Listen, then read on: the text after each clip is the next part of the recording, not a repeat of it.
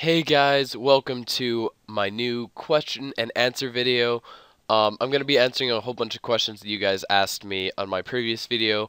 But really quick, thank you to Slay Session. He IM'd me right when I got on today and showed me that Jagex is doing some sort of really cool thing for the 1 year anniversary of 07. I'm not sure if that's today or when that is, but basically right here, as you guys see, they have all of the God Wars bosses right here, and I think that's that's Ceridoma, I think.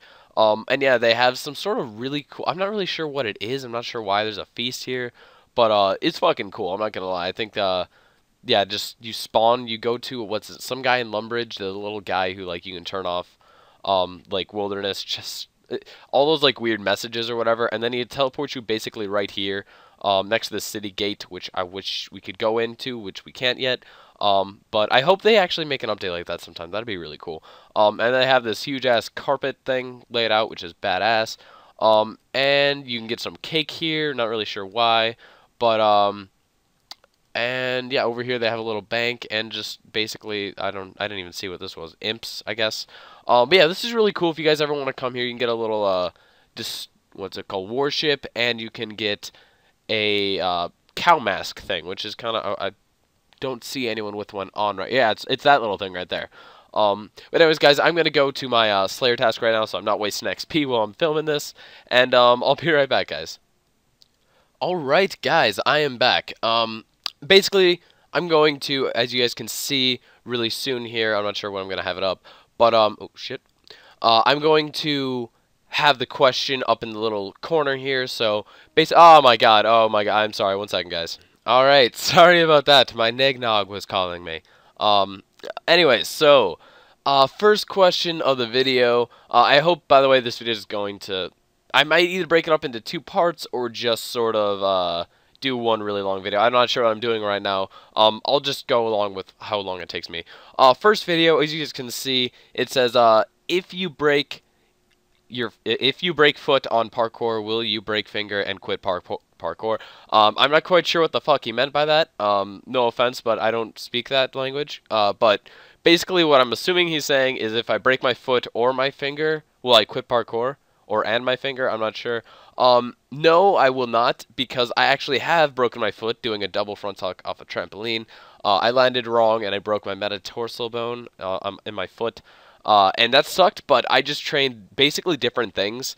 And if I broke my finger, basically what that means, I couldn't train muscle-ups, I couldn't train kongs, I couldn't train a lot of things, but I could still use my feet. And if I broke both at the same time, I would be out of training for a while, but I wouldn't quit parkour. Which I don't even know really how you can quit it. To me, it's more of like a lifestyle. It's really interesting, and I don't want to go on the whole philosophical like thing about parkour is, and because most people it's more than a sport, even though that's basically what it is. But yeah, for me it's a lot more than a sport. Most people look at it and they're just like, oh, these training parkour or whatever. But yeah, to me it is a lot more like that. And I don't think anything can make me quit unless I was like legitimately paralyzed from something. But parkour is actually a really safe sport for those of you who don't know. Like when I have a kid, I'm for sure teaching him parkour. Not like even if he's not interested in it, I at least want my kid to know how to land. So basically, I'll go through that. And it is pretty addicting. So most likely, if you're taught at a young age, you're gonna stick with it. And it's gonna be really fun. So I mean, I'm for sure gonna teach my kids how to do parkour. And yeah, basically that's about it for parkour. I didn't get any other questions about parkour, so I just kind of went off a little spiel about that one. Anyways, so next question. Dead PvP. He asked 3 questions, I believe. Yeah. Have you ever, or are you ever thinking about streaming? Basically, I have. I actually have a Twitch account, but I don't remember the password to it. I don't know why. It's weird. I've streamed once or twice before, well, doing Barrows, but it was a long time ago, and I only had like 4 or 5 people watching me, so it wasn't really a big stream. And yeah, I will definitely get into streaming, and I might actually even do like webcam videos, because I have a built-in webcam on my computer, so maybe you guys can see me in one of these next upcoming videos I'll be doing sometime. So yeah, definitely, I will be streaming sometime. Not necessarily sure this summer or not. Maybe I'll wait for a bigger YouTube following, but I will stream sometimes. But again, I'm one of those people who has a very weird schedule where I can't really post videos or do anything on a regular basis. It's really hard for me. Even if I really try, it's still difficult. So I try not to do that. But anyways, so are you thinking of making PK related videos? Yes, definitely. Honestly, the only reason I don't have any out right now is because I only have 83 magic, which is very inconvenient when I'm level 115, especially since I want to make DHPK commentaries, since that's my best PKing. I've made one in the future, or in the past, sorry, where I was rune PKing someone, and it was just a weird video. I don't know. I really will enjoy making videos like that, though, so definitely look out for those, because those are honestly, I've made them in the past on a separate channel, and I think I'm fucking funny as hell in those. Obviously, I'm biased, but I really actually like those videos. I generally don't rewatch any of my videos, but those ones I always did. So yeah, definitely I will be making PK commentaries in the future. Most likely Dharok PKing. So that's pretty much all I'll be doing. And then maybe some high-risk Bandos PKing if I'm ever rich as fuck, which I'm not sure if I ever will be, but yes. And his third question, my thought on the Legacy mode. I was actually going to make a whole video on this subject, or this topic in particular. And basically, my thoughts on it, I am very happy about it. I know my friend Fat Nooblet, which I don't know how many of you guys know who he is, but he's my in real life friend. He made a video. He doesn't like it because he's an EOC player, and obviously I think he has very, very good points, and I actually agree with him on a lot of them. I honestly think, since I'm going to stick with 07, even if they bring back Legacy mode, I'll obviously go back and play it a little bit, because I really liked the way like the game ticks worked back then for like PKing and stuff like that. I really got used to the way you could venge time, or you could like pop your vengeance at a perfect time and then either switch to AGS or Axe or just whatever you really wanted to. I like how they have different specs where you can go into like AGS claws, Gmaul, all that kind of shit. I was really good at that for a period of time. But yeah, basically, my thoughts on Legacy mode, I like it. I think it's a really cool subject, but I don't like how Jagex is splitting up the community. Because basically everyone who, I mean, I'm not going to say it's really going to dramatically affect 07, but I definitely think most people would prefer pre-EOC over 07 at this period of time. But then again, there are people who have made more progress on their 07 account, or are even more proud of their 07 account than they are of their EOC account. So I don't think it's really going to destroy 07, but it will definitely take away, and I'm going to say probably about 20% of our players, 20% of our players, when it's there. So yeah, I don't know. I think Legacy mode is a good and a bad thing. So I'll go back and try it, and I'll make a few videos on it, but I'm not sure how much I'll stick to it. Anyways, next question. So, did you get the school sub idea from Alkin? Not hating, just always wondering. Or just, what is it? Not hating, just always wondered. Love watching it. Thank you very much, Marshall Mike 999. Alright, so quick little thing, I guess, a little bit of a story. The swole sub thing, basically, that came from my weightlifting class, and a little bit, not Alkin, actually, not at all.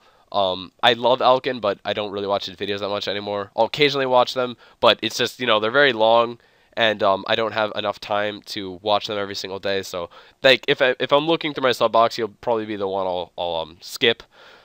Anyways, so no, actually, Chris Archie, I think I more so got it from him because he has the sexy sub thing, which I thought, oh, that'd be cool if I make some sort of slogan like that for my subscribers.